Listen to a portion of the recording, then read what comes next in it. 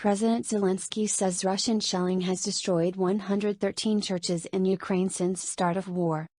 Ukrainian President Volodymyr Zelensky said Russian artillery has destroyed 113 churches during the full-scale war with Ukraine.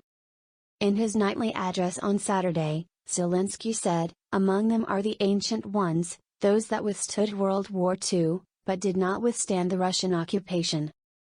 There are also those that were built after 1991.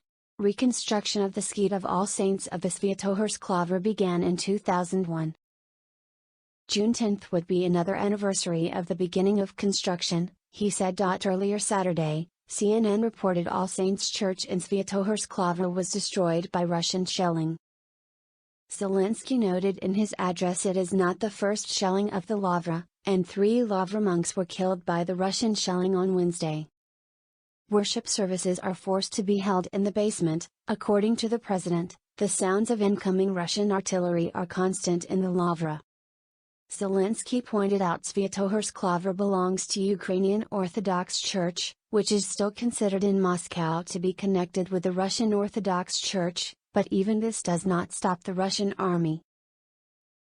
In the light of the support of the Orthodox hierarchs in Russia for the aggression against Ukraine, Zelensky called on the Ukrainian Orthodox Church to draw conclusions.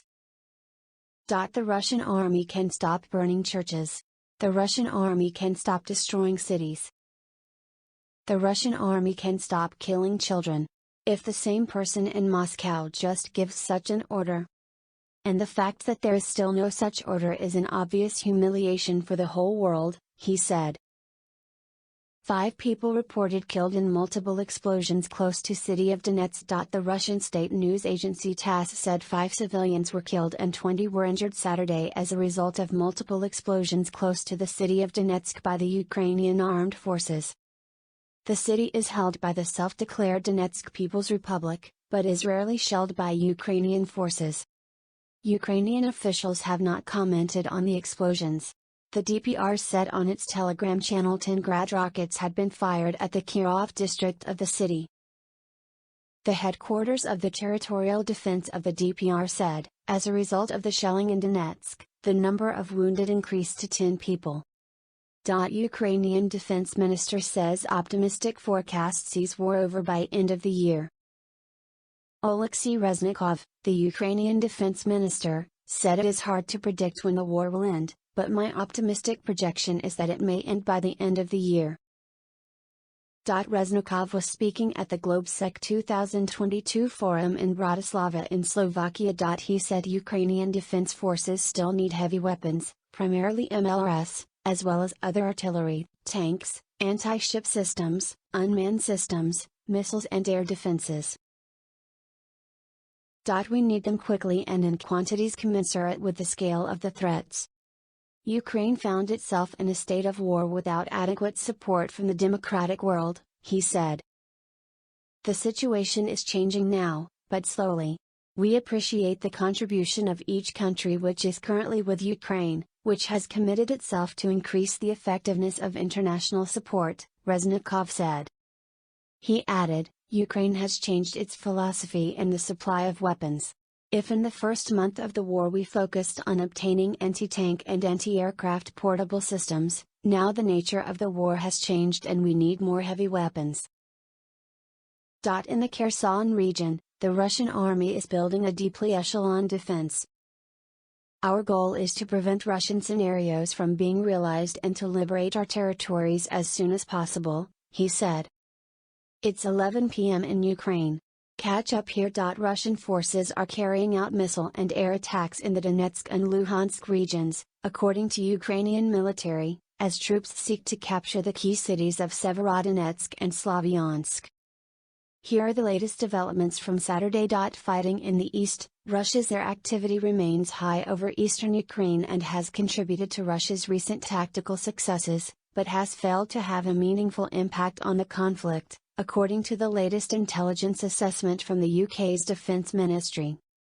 The Ukrainian military maintains that the Russians are making little progress, particularly in Donetsk. In Slavyansk, Hundreds of people have fled as the Ukrainian military said Russian units are being reinforced on the approaches to the city in preparation to resume an offensive. The General Staff of the Armed Forces of Ukraine said Friday the Russians are concentrating a force of up to 20 battalion tactical groups in the area. Artillery was used against several settlements north of the city, according to a military spokesman. The Russian army is throwing all its reserves into capturing the city of Severodonetsk in the Luhansk region, according to the head of the regional military administration. The official said Ukraine controls about half of the city after regaining ground from Russian troops, and street battles continued to play out. Church destroyed. The All Saints Church in Sviatohursk, whose original temple dates back to 1526, was destroyed, Ukrainian President Volodymyr Zelensky said Saturday. Video shows a roaring fire coming out of the picturesque wooden building dotted with onion domes.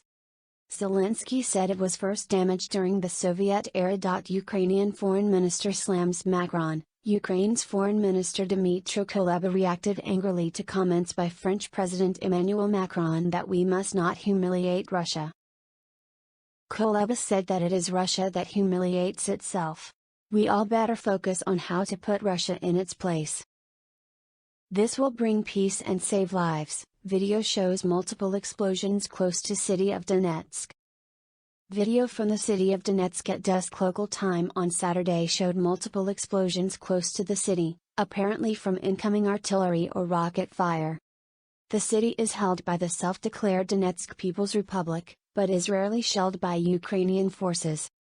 The DPR said on its Telegram channel that 10 Grad rockets had been fired at the Kirov district of the city. The headquarters of the Territorial Defense of the DPR said that as a result of the shelling in Donetsk, the number of wounded increased to 10 people. Video on one Russian network purported to show people being evacuated from an apartment building. Other social media video showed cars on fire in the city. Russia throwing all its reserves at Severodonetsk, according to regional Ukrainian official. The Russian army is throwing all its reserves into capturing the city of Severodonetsk in the eastern Luhansk region, according to Serhiy Haidai, the head of the regional military administration. They had previously managed to capture most of the city, but now our military has pushed them back, Haidai told Ukrainian television, claiming the Russians are suffering huge losses. Haidai also said Chechen forces who appear to have thought the battle was won had entered the city.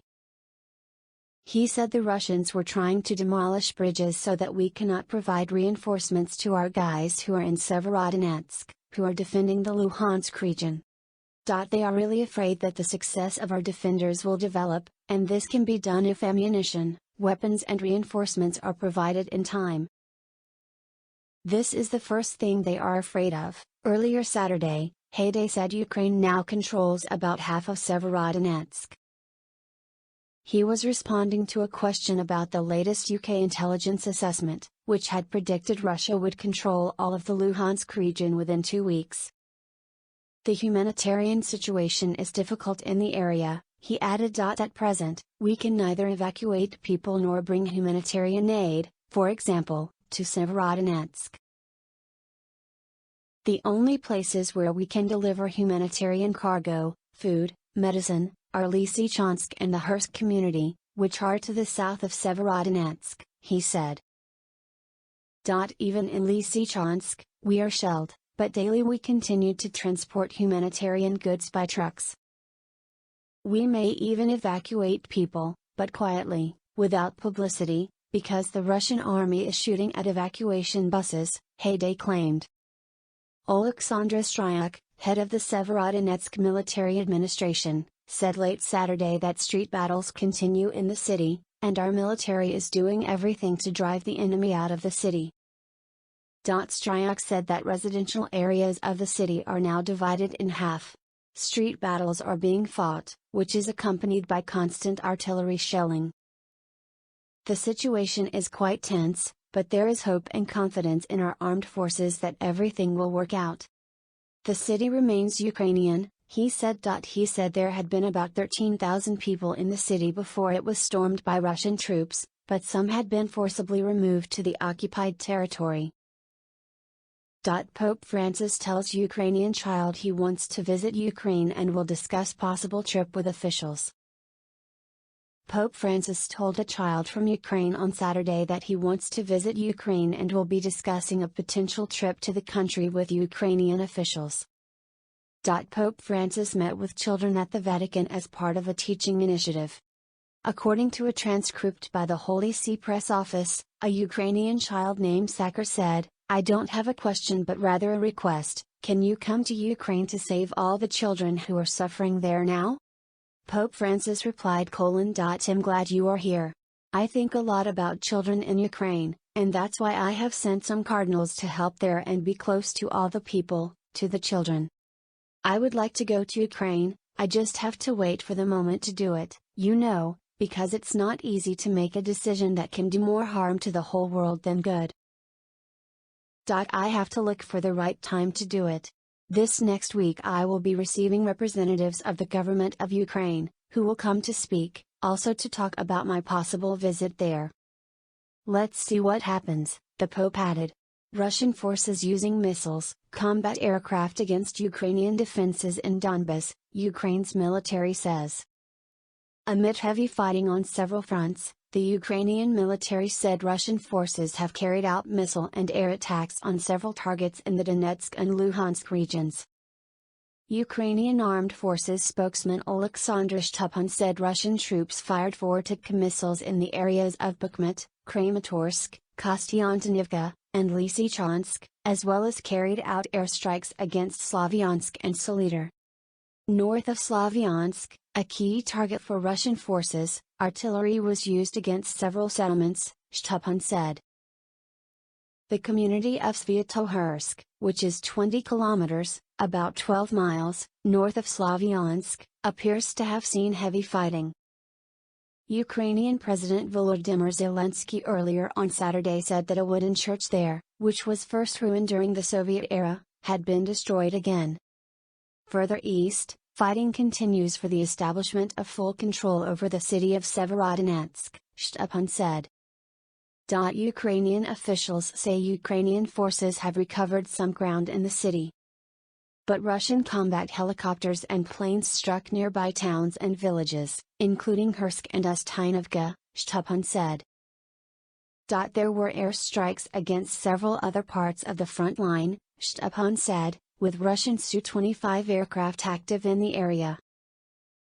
The overall picture indicates intense Russian efforts to degrade Ukrainian defenses with missiles, rockets and aerial bombardment, but only modest incremental gains on the ground for Russian forces north of Slavyansk and a developing stalemate amid street fighting in Severodonetsk. On Friday, the Luhansk Regional Military Administration predicted that Russian forces would not succeed in taking Severodonetsk in the next 2 weeks. Shtupun said that Ukrainian defenders inflict losses on the Russian occupiers in all areas where active hostilities continue. According to the latest intelligence assessment from the UK's Defence Ministry earlier on Saturday, Russia's air activity remains high over eastern Ukraine and has contributed to Russia's recent tactical successes, but has failed to have a meaningful impact on the conflict. In southern Ukraine, the military reported a Russian airstrike in an area of Zaporizhzhia region that has seen ground fighting recently. Maxim Marchenko, head of the Odessa Regional Military Administration, said 2 people had been injured in a missile attack as well. Zelensky says All Saints Church in Sviatohorsk has been destroyed after Russian shelling. Ukraine's President Volodymyr Zelensky said Russian artillery has destroyed the All Saints Church in Sviatohorsk in eastern Ukraine on Saturday. It was first destroyed during the Soviet era, Zelensky said in a Facebook post.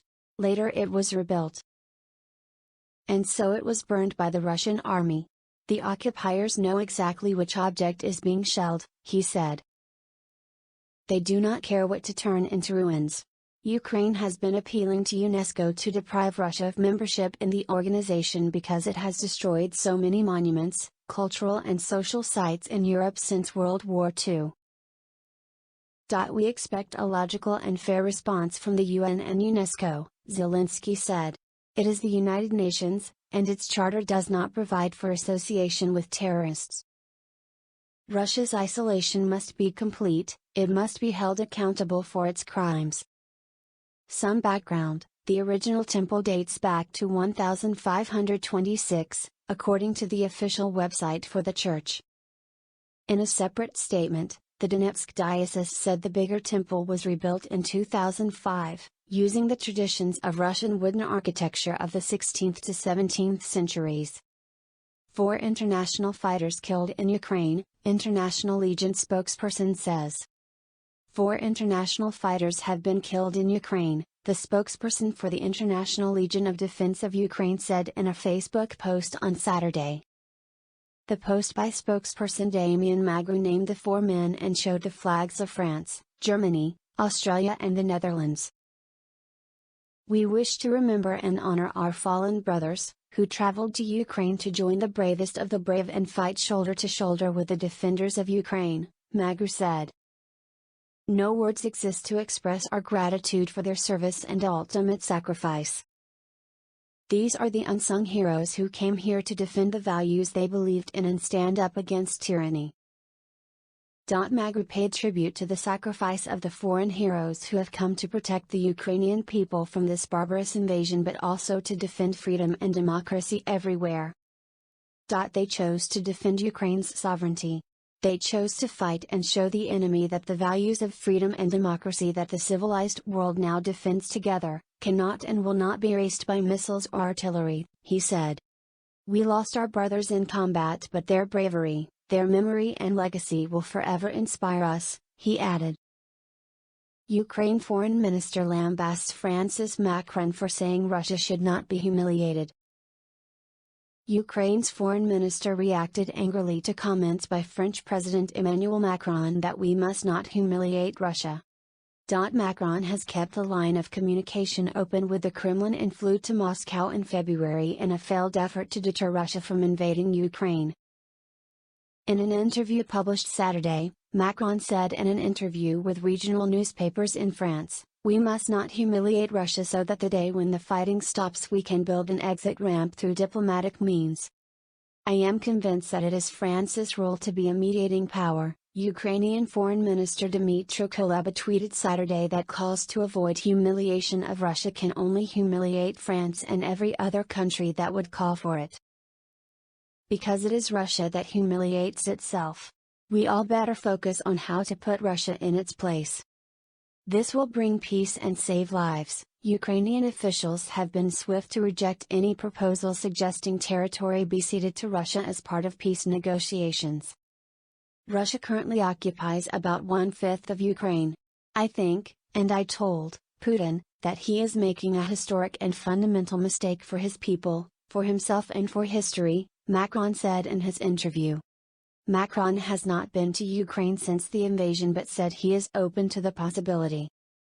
Negotiations with Russia can continue after Ukraine's position is strengthened, says Ukrainian negotiator. Negotiations with Russia will only continue after advanced weaponry arrives from Western allies and Ukraine's position is strengthened, said David Arakhamia, a member of Ukraine's negotiation group with Russia. So far, I see no reason to initiate further negotiations, Arakhamia said Friday, until there is really some big change at the front.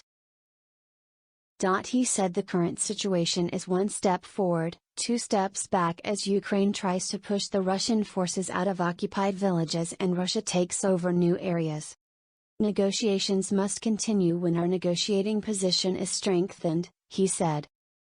And it can be strengthened now, he said, when weaponry constantly promised to us by international partners will eventually arrive in sufficient quantities. The armed forces are ready to use it, new brigades have already been trained and formed. And then we can initiate a new round of negotiations with an intensified negotiating position, he added. Why capturing the eastern city of Slavyansk has been a key goal for Russian forces. The eastern Ukrainian city of Slavyansk in the Donetsk region is one of the few major areas in Donbas beyond the Russians' grasp. Hundreds of people are fleeing the city as the Ukrainian military says Russian units are being reinforced on the approaches to Slavyansk in preparation to resume an offensive. The General Staff of the Armed Forces of Ukraine said Friday the Russians are concentrating a force of up to 20 battalion tactical groups in the area. The Russians had tried to launch an attack on two towns north and northwest of Slavyansk, Barvinkov and Sviatohursk, but had been unsuccessful, the military said.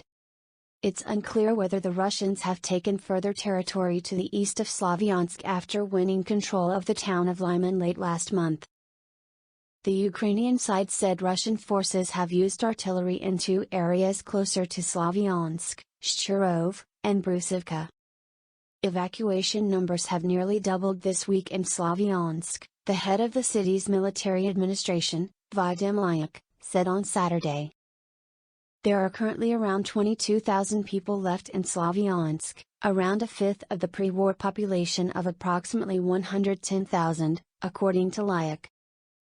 Ever since Russia refocused its special military operation on the region, it has been a key goal to capture the city, along with the nearby city of Kramatorsk.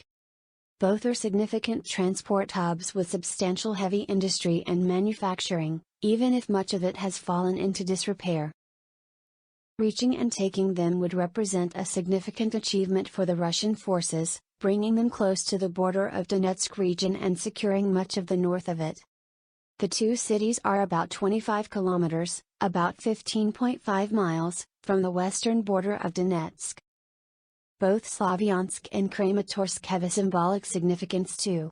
For several months in 2014, they were held by pro-Russian separatists who formed their own city administration. They were eventually driven out by the Ukrainian army,